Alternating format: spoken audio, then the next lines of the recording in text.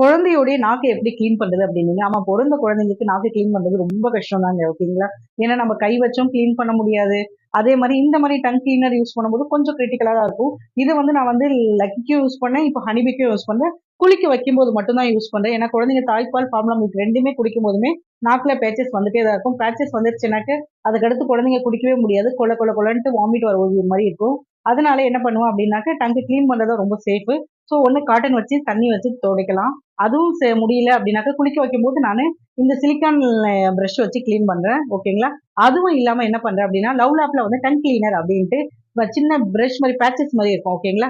அதை வாங்கி அதை வச்சு தான் நான் கிளீன் பண்றேன். அது ரொம்ப சேஃபா இருக்கு. அதுவும் நைட்ல ஈவினிங்ல வந்து நம்ம ஈஸியா தண்ணி எல்லாம் படாம ஜஸ்ட் அதை தண்ணி நனைச்சிட்டு அப்படியே டங்கை கிளீன் பண்ணி வச்சோம்னா ஃப்ரண்ட் அண்ட் பேக் சுத்தமா கிளீன் ஆயிடுது. ஓகேங்களா?